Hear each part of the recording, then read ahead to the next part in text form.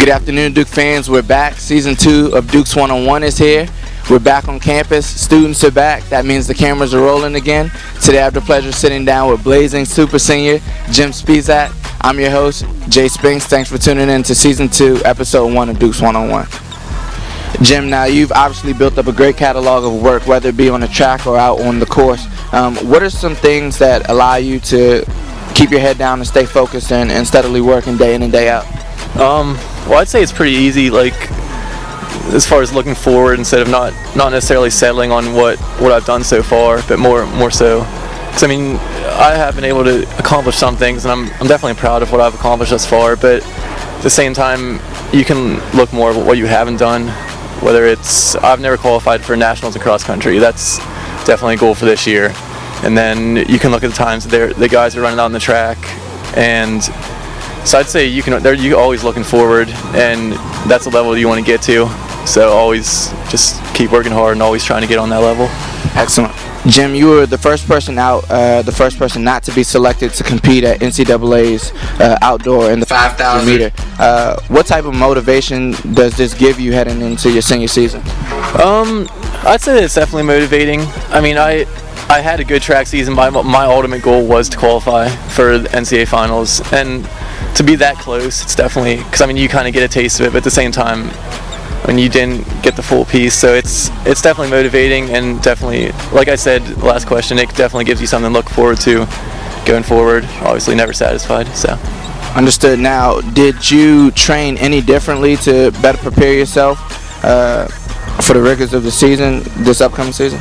Well, coming into this cross-country season, I've definitely upped my mileage. I've definitely had the best summer training I've ever had. I mean, I've done a little bit more mileage, and I think just a natural progression, whether it's a little more quality, faster pace on your run, the workouts kind of progress. So I think it's just a natural progression. I'm definitely looking forward to this season. Jim, when did you first start running track, and what inspired you to do so? I joined a junior Olympic club around, I think, summer before 6th grade, and we always would run the mile in gym class for the physical fitness test. I was always able to win that, and I guess, I mean, so I knew I had some talent in distance running and decided to try it out, and then I continued that into high school. Fall cross country, I just decided to join. I didn't really have a sport to do in the fall, and then just kept going with it. So since 6th grade, I guess track is fairly new to you. Yeah, I'd say and even back then it wasn't that serious, and even through high school I played basketball in the winter, so I never really ran full-time year-round till college, so I'd say there's definitely been like some new things, and just getting more and more into it every year. Developed his love for running in gym class. I think it's best that we call you Gym Class Jim from now on. Now, when choosing colleges and which one to go to, what factors led you to choosing to attend Duquesne University, and when did you know that you made the right choice? I'd say there's definitely a lot of different factors. One was it was relatively close to home. It was like an hour and a half away from where I live, so it wasn't too close, but at the same time, if I ever wanted to go home for a weekend. And a lot of the guys on the team are from Pennsylvania originally, so I competed against them in high school. So there was kind of familiarity there, and one of my good friends from high school was already running on the team, and I knew the kids who were coming into my recruiting class, so I'd say that all played in. And also, I knew I'd have a chance to come in and contribute right away, whereas if I went to a school like maybe Penn State, I might have had to redshirt the first year, and I knew here I'd have a chance to come in and make an impact right away, so I'd say that played a factor in it. Understood. Jim, how did you spend your summer?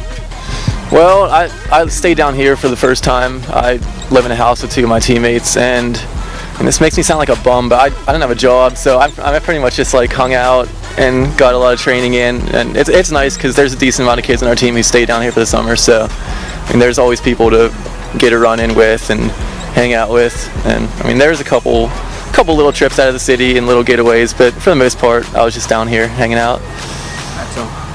Now, Jim, this part of the show is called the 5 and 5. This might be my favorite part of the show. This means that you have 5 seconds to answer each of the 5 questions. Are you ready?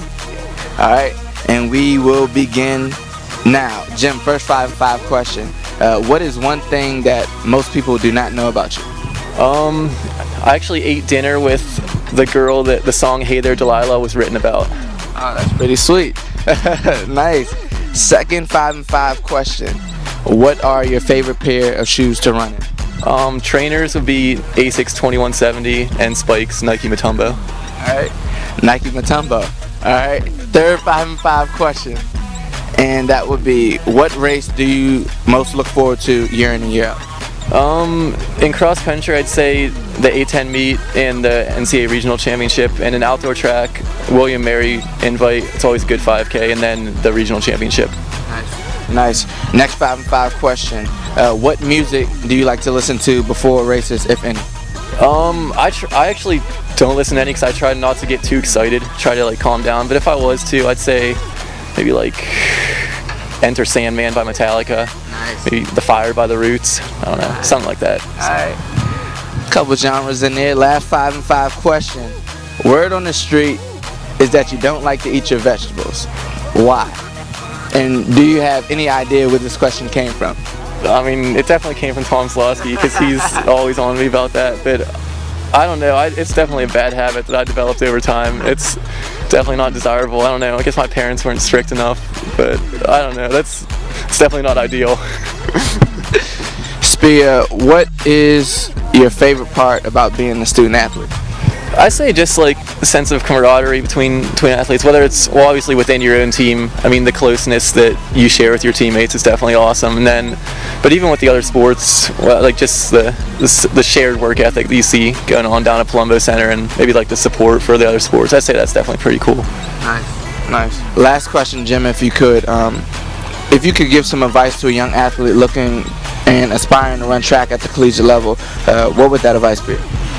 I'd say just work really hard day in and day out. I mean, that's the one thing you can control. Hopefully, like, you get set up with a good coach who has sound training techniques, but if you just work as hard as you can and take advantage of the opportunities that arise in the races, I think you'll definitely have a shot to compete. And I'd say also, don't put too much pressure on yourself as far as you have to run X time or X place to get recruited by a certain school. I'd say more just compete because you love competing and trying to beat people instead of for the sole reason of trying to go to college for your sport. So nice. Good advice.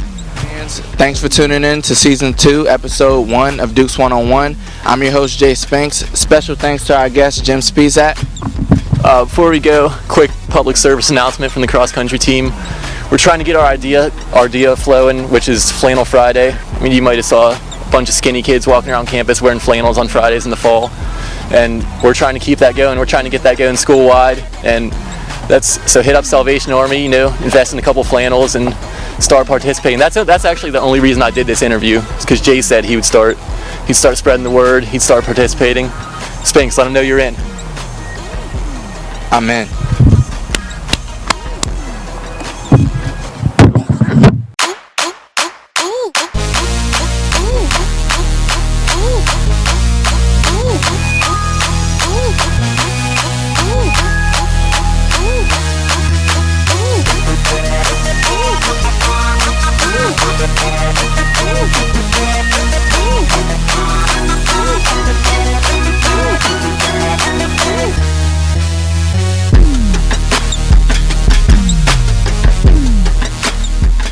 There's a 30-degree flannel. There's a 70-degree flannel. I mean, have to credit that to Chuck Lockwood. He's kind of a mastermind behind this. But I mean, and you can rock it with a lot of different looks. So it's definitely, possibilities are endless. I mean, there's a lot of different ways you can go with this. So I mean, I love it. I love the idea of Flannel Fridays. I think it's cool. I think it's different. I've never seen it, and then being a former student athlete myself, like, you always want that next best thing, and now that we have social networks, we definitely have the platform to make it happen. So I'm with it. Yeah, it sounds like a plan. Taking this goofy idea that we had, making it into an epidemic. So I mean, what would you wear the flannel with? I'm a big fan of the corduroys and moccasins. So I don't know. That's just personal preference. I don't know. Moccasins are like the hippie version of boat shoes.